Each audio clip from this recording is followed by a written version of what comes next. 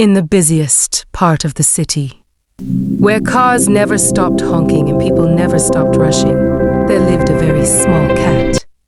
She was smaller than most kittens her age. Her fur was soft grey with tiny white paws, as if she had stepped in fresh snow. Her eyes were big, round, and golden, always watching, always wondering. But no one knew her name, because no one had ever given her one. She was born behind an old bakery, under a wooden crate that smelled of flour and sugar.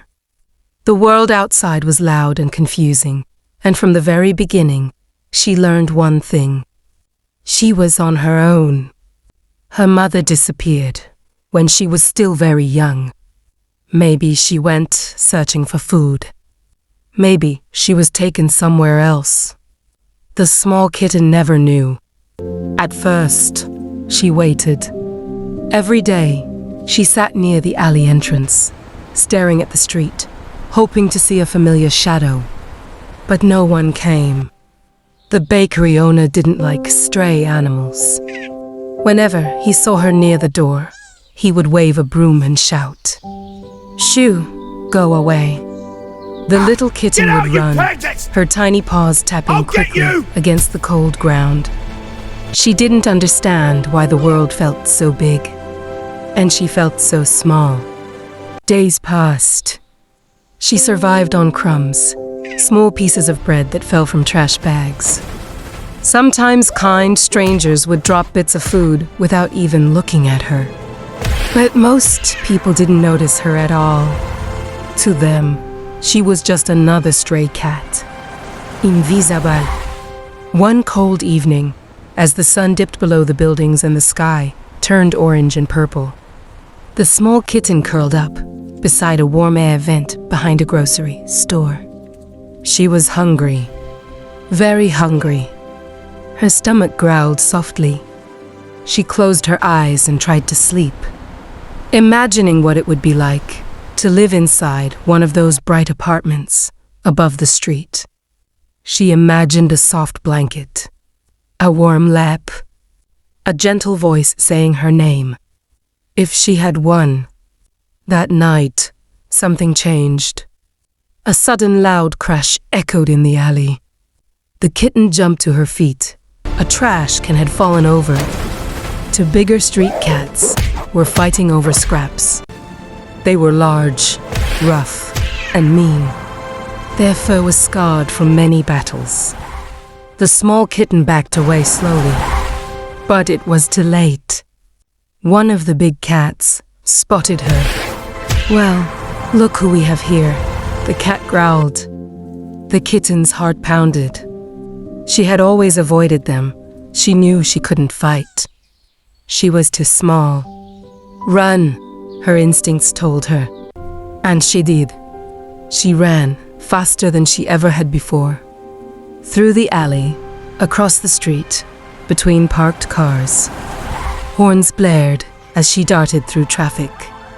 Everything was noise. Everything was fear. She didn't stop until she reached a quiet neighborhood far from the bakery.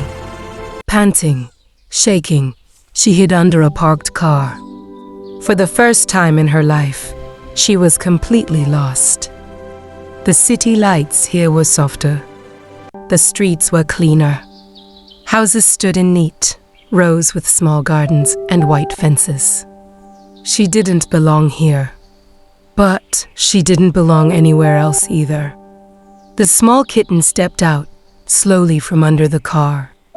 A gentle breeze carried the scent of flowers. Somewhere nearby, wind chimes softly rang. It felt peaceful. Suddenly, she heard something. A soft sound. Not loud, not angry. Kayat sobi. The kitten froze. The sound came from a nearby porch. She carefully walked toward it. Sitting on the porch steps was a little girl, maybe 8 years old. She had long dark hair and red, tear-filled eyes. Her knees were pulled to her chest. She was crying. The kitten didn't understand human words, but she understood sadness. She knew that feeling. Slowly, cautiously, the small cat climbed the steps. The wooden boards creaked. The girl looked up. Their eyes met. For a moment, neither moved. The girl sniffed and wiped her tears. "Hi," she whispered. The kitten tilted her head. No one had ever spoken to her like that before. Not shouting, not chasing, just gentle. The girl held out her hand. The kitten hesitated. Every lesson she had learned said, "Be careful." But something inside her said, "Stay." Carefully, she stepped closer. One tiny, then another. The girl's hand touched her fur. It was warm, soft. "Safi, you're so small," the girl said quietly. "Are you alone too?" The kitten didn't know the words, but she understood the tone. The girl smiled faintly through her tears. "I'm Mia." The kitten blinked.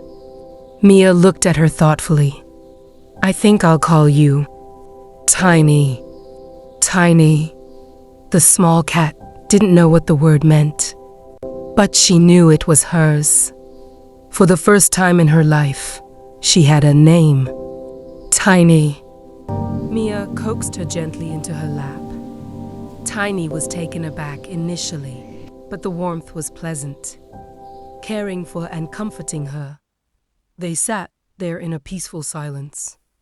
Two lonely hearts sitting on the same porch. Following that, the front door opened. "Mia?" a woman's voice called out. Mia quickly wiped away her tears. "Yes, Mom." The woman strolled outside and saw the small feline immediately. "Oh," she exclaimed, surprised. Did she find her way here? Mia whispered softly. "Yeah, she did." The woman hesitated for a moment. Tiny let out a little breath. If cats could pray, she'd have prayed for this moment. "Her fur seems clean," the woman said gently. "She must have been a stray cat." Mia squeezed Tiny tighter. "Yeah, she was." The woman scrutinized the tiny cat. Thin, rough, fragile. Alone. Her face softened slightly. "Okay," she said in a calming tone. "But just for tonight." Mia's eyes sparkled like the city lights. "Thanks, Mom." Tiny couldn't grasp the words, but she understood the happiness Mia brought her. And on that very night, Tiny cooled down inside, on a cozy blanket, in a snug, warm house, with a little girl who whispered before bed, "You don't have to be alone anymore." And Tiny, the smallest cat in town, finally believed it. But the tale of Tiny was merely the beginning, because being small doesn't always mean being frail. Sometimes the smallest hearts exhibit the greatest bravery. It's still going to be continued.